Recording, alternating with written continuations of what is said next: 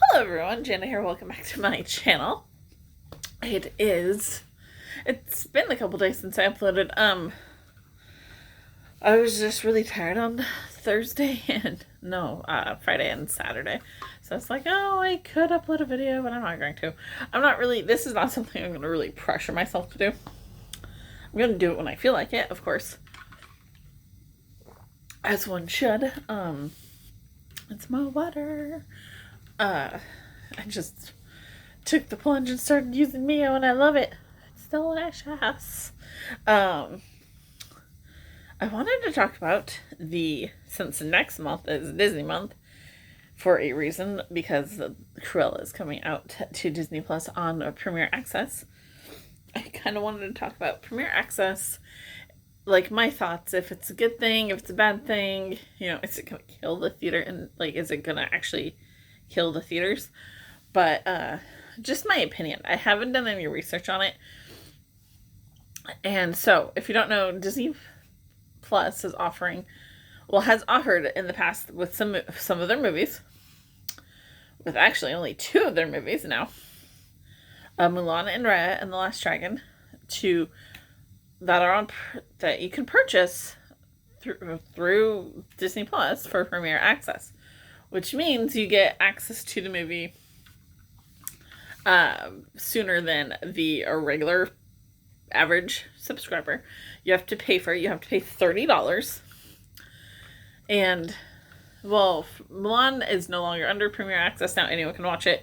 It lasts for 6 months, I want to say. I'm not quite sure. It lasts quite a while. And then, you can watch the movie as many times, it never goes away. You can watch it as many times as you want. Yeah. So they did that for Mulan, and now Raya. I'm not quite clear if Mulan actually did come out in theaters, or if it was, just on Permerier Access. And then Raya kind of did the dual, it's on Permerier Access and out in theaters. I would be Raya, I believe in the first week it made $33 million in the United States. I don't remember.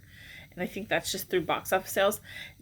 To my knowledge, Disney has never released the Permerier Access numbers saying this is how many people bought Mulan, this is how many people bought Raya. And there's some people who are on the fence about it, because it's $30 is a pretty hefty price tag. That is,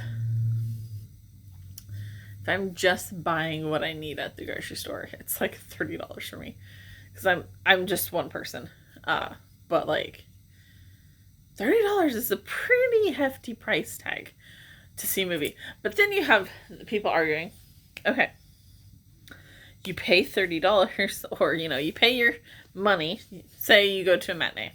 I'm just using that because I know the matinee prices here, because I never go when it's not matinee,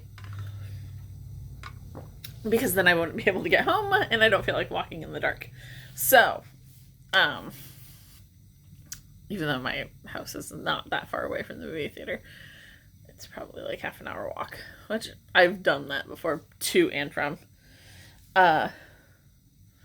So, where was I going with that? So, if you're just by yourself and you go to the movies, you pay $7. Then you want a drink, you want some popcorn, depending on the size popcorn that you get, I want to say, size drink that you get. I want to say here at my movie theater, if you bought a large popcorn and a large drink, it would add up to plus the movie, it would add up to $25 overall. Which, in comparison, it's $5 less than the movie price. Okay, well, I could kind of, is it worth it for just one person though? Because you're at home, you're watching your movie by yourself, and, you're just watching it, blah, blah, blah, by yourself. It's okay, well, it's fine. It's a movie. And then you go and, you have your own snacks, but the movie by itself on your own TV. It's not that great, My TV is not that big. It's really not. I mean, it's a fine size. I can see it from where I sit. Sometimes I have to get closer because, like, the writing sometimes on some things is, like, tiny. I'm like, I can't see. And it's not my glasses. Like, my eyesight was just tested. My prescription is pretty much fine. But yeah, it's like, like, is it worth it for just one person? But then you have your families. You have people like my brother, who lives with his girlfriend, and then her 2 kids. It's like, okay, well, if they were going to the movie, that'd be pretty hefty. I think it would just be almost $25 if they go to a matinee. If they go to a matinee, 2 adults, $14. I'm not sure about the child prices. Let's say $5. Okay. That's $24 for them. Plus whatever snacks they get. That's well over $30. So I would say for a family of 4, because that is a family of 4, the snacks and everything, yeah, it could be worth it. But when you're at home by yourself, like I am, because I'm a total nerd, and I just like the Disney movies. Yeah, but like you have the movies like Mulan, and you pay $30 for that movie. It's so disappointing. I don't like it, and you feel kind of like, why did I pay $30 for this? But then it could be the same thing about going to the theaters. I hear the arguments about that already. But I would say going to the theaters is an experience. One I would gladly pay for. Our theaters here are open back up. I could go if I wanted to. I really don't want to go right now, just because nothing sounds good right now. And so it's interesting. I don't know if Disney's ever going to release the numbers and how well it did, because obviously it did okay the first time. So like, okay, well, let's try it again with Raya. Because Mulan, everyone was like so excited for it. It's one of the remakes, so I assumed they were like, okay, well, let's try it with the remake, see how many, because, people have been waiting for this. See, people like it. Probably paid for it. Like, because that movie's one of my friend's favorite Disney movies. I don't know if she actually ever watched it. Which I don't blame her if she never did. It's not that great. But then you have, Raya, which is a brand new release. So I think Disney was like, okay, let's try it again with a brand new release, see what happens. Honestly, I think Raya probably did pretty well. Because I think families were like, okay, we don't have to go to the movies, we don't have to pay, we don't have to pay, we only have to pay $30. Okay, it's already so much cheaper than if it would be if we all went to the movie, and it could be our movie night of the week, or the month, or whatever, how often you have movie nights in your family. And then, yeah, it's just very... Obviously, it's doing well, though, because Disney has 2 more movies coming out with Permerier Access. Cruella, or what... Is that what the movie's called? I don't know. The one with Emma Stone playing Cruella DeVille, which I'm not the most excited for that. I don't think that's going to be a good movie. I don't think it's going to be a good movie at all. I've seen the trailers a couple times, and I just really, I don't like it. Plus, I don't need a reason to hate Cruella,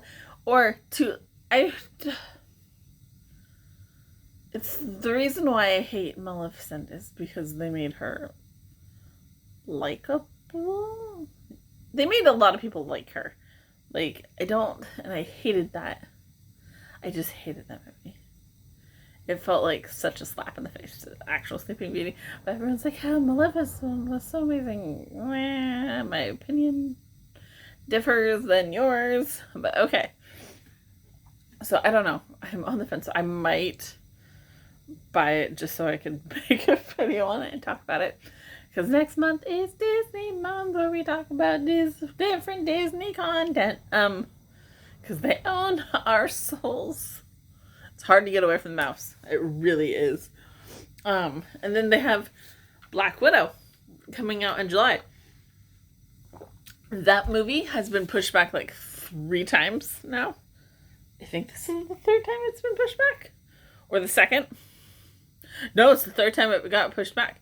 Because it was supposed to come out in May last year. It got pushed back to November.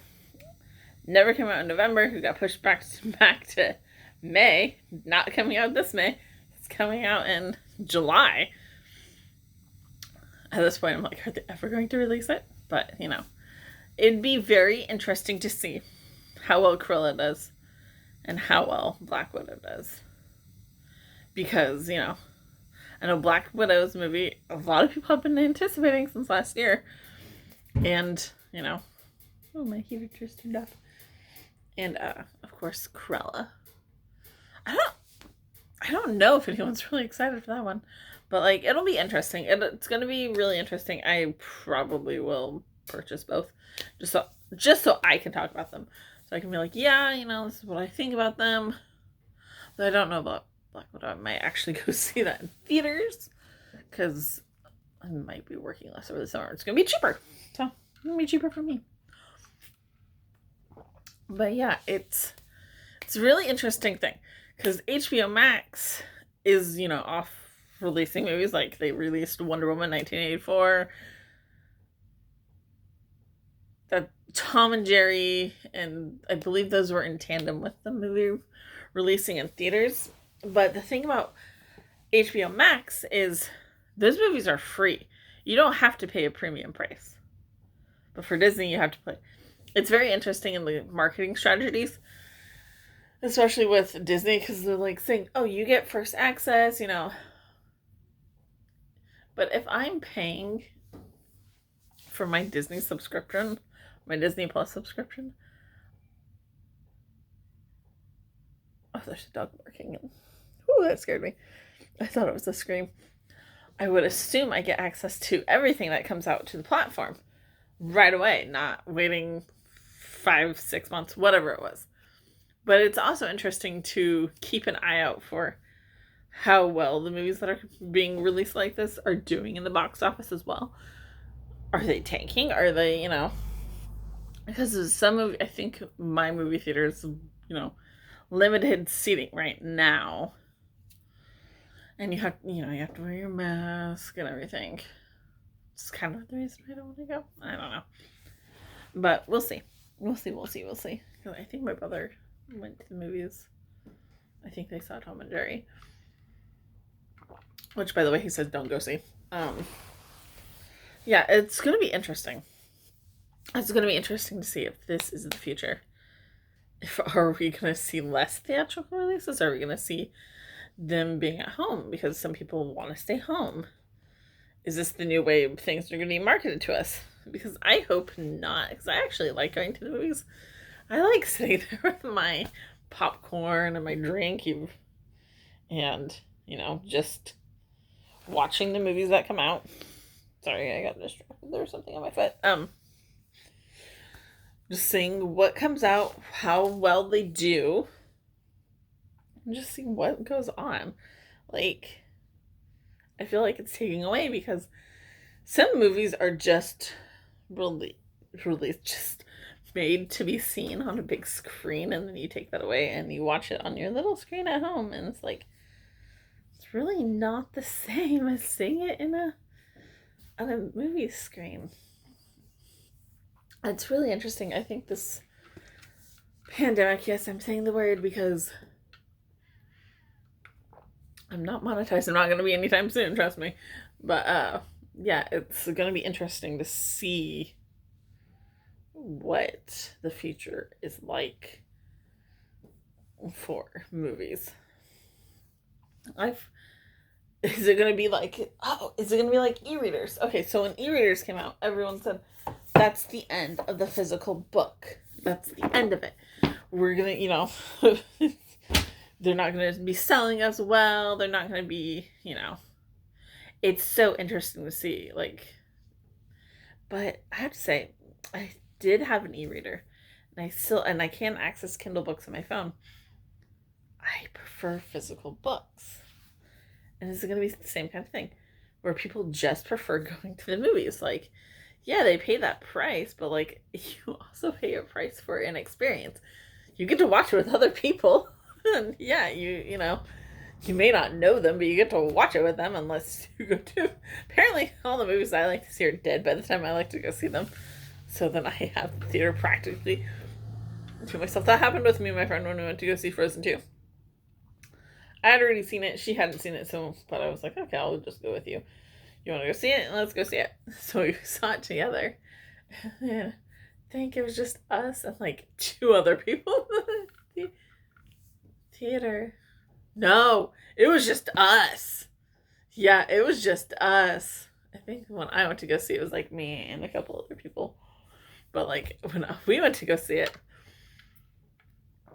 it was just us, which sometimes that was actually, we actually were talking at a normal voice level because it was just the 2 of us. I'm just like, okay, well, if anyone comes in, I'm being quiet because she can be loud.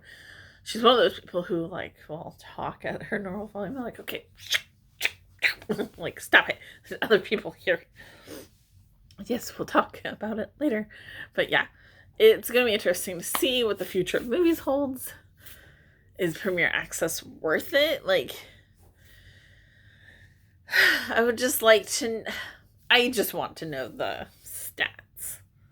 I want to know what the stats are. Like, what are people doing? Are they, because we still are in the pandemic, so people are obviously staying home, being responsible and watching movies there, but like, once the pandemic's over, are people going to go back to theaters, or is everyone just going to want to watch it at home? Those are just my thoughts. I thought I'd come on here and, talk about it a little bit, ramble off my thoughts. And with that, I'm going to be trying to have a schedule. Trying being the key word. Hopefully it's going to be Saturdays and Sundays. You might get one really good video, like with lighting wise, and then one like this as it's getting dark. Because it's like 8 o'clock when I'm filming this. I'm like, okay, well, I thought it was like 7 when I was leaving. I didn't realize how late it was when I was with my parents. So I was like, yeah, it's like 8 o'clock, but we just watched 40 minutes of The Crown. So, I'm like, oh, I thought it was earlier than that, but okay. But that's it for this video. I will see you guys next weekend. Maybe in the middle of the week if something like comes up and I'm like, okay, well, I want to make a video on this. But, for then, I'll see you guys later. Bye.